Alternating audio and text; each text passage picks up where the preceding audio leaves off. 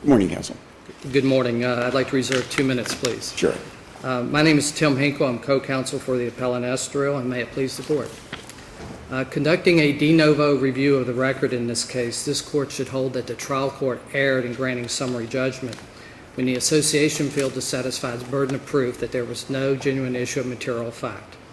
This court should reverse the judgment, the award of attorney's fees, and remand so that the conflicting issues of fact can be resolved by a jury at a trial.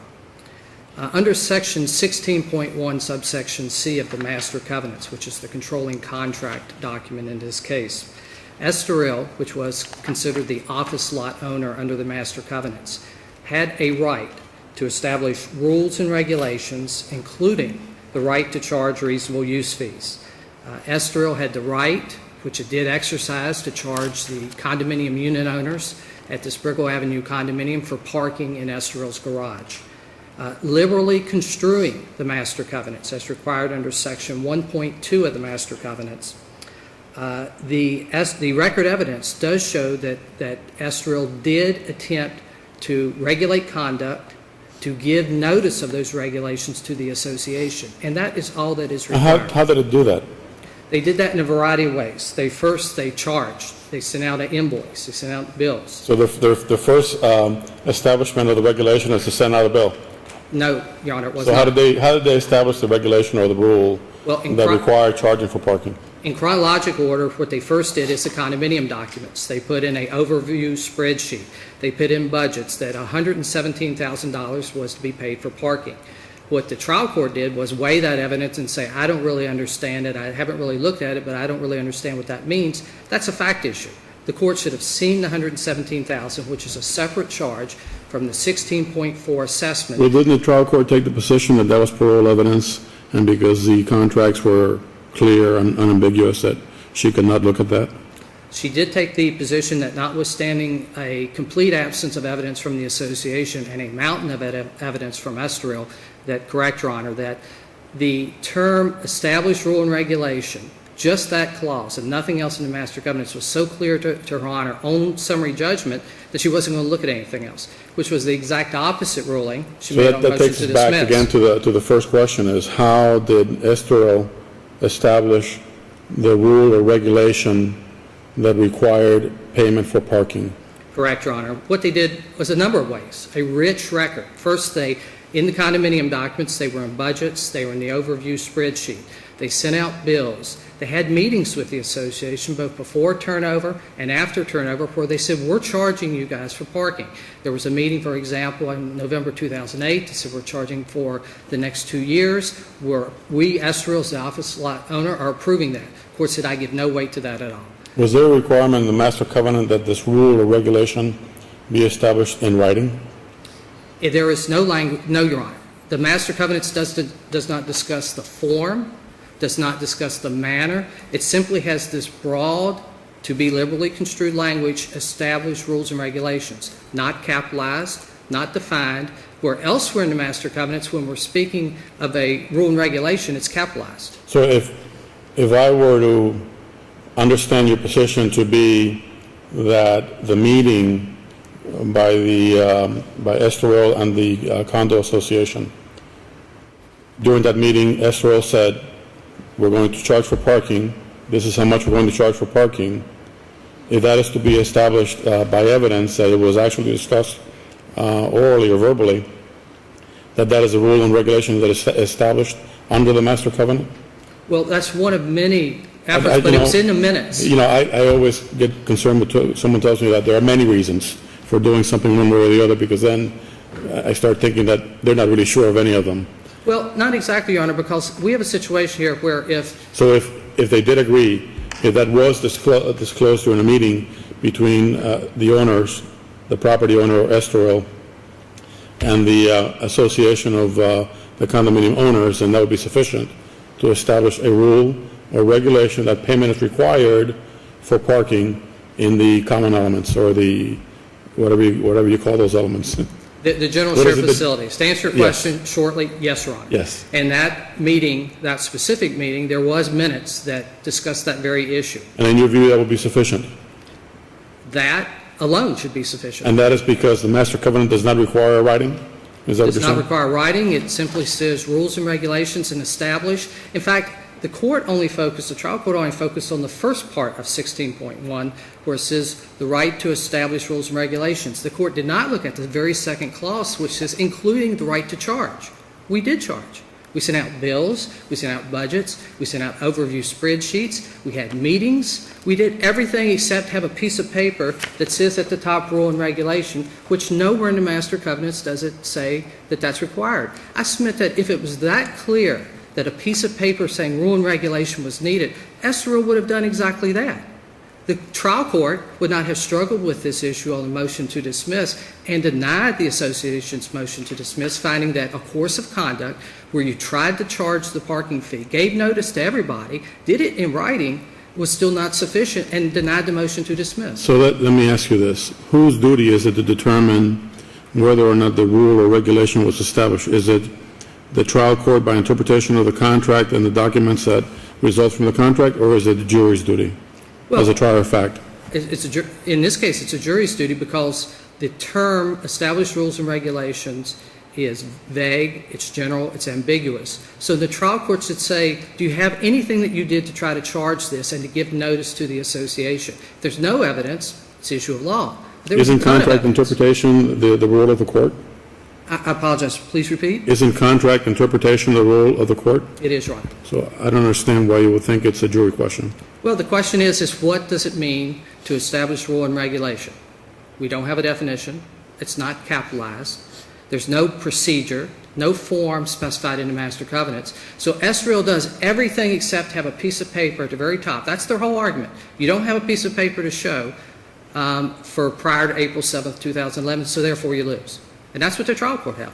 Now, you also get into the second issue, which is we do now have a piece of paper. We have a piece of paper on April 7th, 2011. We adopted a retroactive rule and regulation. Absolutely. I don't buy that for 1 second. Well, Section 4.3, subsection D says you may. It doesn't. There are no express terms in the master covenant that allow you to retroactively apply a rule or regulation, in my view. The plain meaning of that does not suggest that the parties negotiated and agreed to a retroactive application of rules and regulations. I respect that, Your Honor. The language Estoril does rely on is in Section 4.3, subsection D, that says any rule and regulation so adopted by Estoril shall apply as if originally set forth in the master covenants.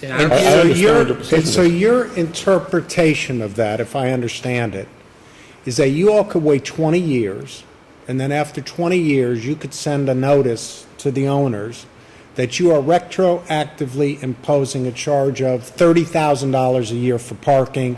You now owe us each $600,000. That's not our position. Oh. But could you do that? I'm confused. If you take your interpretation to its logical extreme, That's not you could our not argument. do that. That's not our argument, and if you took our argument to the extreme, that's not the result. The argument is that we told you for years that you were charging you for parking. You're now saying that there's some formal document we need to memorialize that. We're giving you the document and say, for the last 5 years, we've been charging this. We put it in budgets. We gave you bills. It's not like you didn't know. Under your question, Judge Emis, I didn't know. Even if the master covenant said, I'm taking my limited rights, not absolute rights, my limited rights to enjoy the general shared facilities, subject to, subservient to Estoril's right to charge me for that. But that's a circuitous argument because it's premised on the idea that we already complied with the requirement of established rule regulation. Now we're simply formalizing it by a retroactive act, right? No, Your Honor, because If I understand you correct, your argument is we put you on notice every year. You knew what was going to happen every year. We told you this. So now you want something, okay, here it is in writing. You're not saying, I'm coming along 5 years later and saying, oh, guess what? For the last 5 years, we're charging you. Your argument is, for every year we've told you, you want something in writing, here it is. So it's not really a retroactive application is what you're saying. well, that is true, but it was in writing the prior years, too. It Right. wasn't like we just told you. We have a history, a rich factual history of many different acts where we put them on notice saying we're charging for parking. And it's different from the 16.4 assessment. So it's not like Judge Emis's question where I say, it's like in the Winston Towers case where you can have pets, but years later, I'm changing the rules, no pets. There was never an expectation of the association or the condominium owners that they got free parking. There is no language in the master covenants that I get with my unit a parking space, that I get free parking. In fact, the master covenants say the Which begs exact... the question, why would anybody buy a condo there? That's a Right? matter of I mean, contracted I understand the master bargaining. covenant says that. Well, this was a unique piece of property. This was not a typical condominium property. This was a mixed-use property. It was one of the first ones in South Florida with a unique document. The fact that people chose to accept those risks, chose to, in fact, if I go down to the marina and take the boat out to the lake, and the owner says, you know, when you do that, I'm going to charge you when you get back, and I do not ask what it's going to be, and I decide, okay, well, I'm going to do it regardless, and I take the boat out on the lake, that's my problem. That's the risk that they assumed. So the bottom line on this case is that there is many issues of fact. We have first the fact that the right to charge is in 16.1 subsection C. You mean the right to establish a rule and regulation regarding a user fee? Well, that's once again what the trial court held. Well, that's what the language says. I mean, it may be poorly written, but that is what it says. I don't think we can disagree on that, can we? We do disagree because if you look at the very next clause, including the right to charge, it doesn't say including the right to pass a rule and regulation to charge. Well, let's read what it says. Your client shall have the right to establish from time to time rules and regulation regarding the use of the general shared facilities, including without limitation the right to charge reasonable use fees. You're suggesting that the clause, rules and regulation, does not modify the clause of the right to charge reasonable use fees? That's exactly what I'm It's suggesting. separate and apart. It's separate and apart. Did you make that argument in your I brief? did. It's I believe about page 25. We said that's one of four positions. The first one is it's self-effectuating. You don't need a piece of paper if you're going to charge. If you charge, you're done. We charge for the parking. There's a history for years we did that, so that's done. But that's only the first argument. But it says including without limitation. It doesn't say and shall have the right to charge reasonable use fees. That It is says true. including. So including has to send you back to the previous clause that is modifying it. Well, including us. What does including mean then? Well, if you look at, including actually helps us. Because if including said a written proclamation, I would have a problem. It doesn't. It says including the right to charge. So what the drafters of that provision are saying is, we want this to be liberally construed as far as possible in favor of Estoril's rights to establish rules and regulations. But, once again, even if we take your position correct, Judge Eames, that there is rule and regulation requirement, you can't just charge. You have to pass this intermediary step.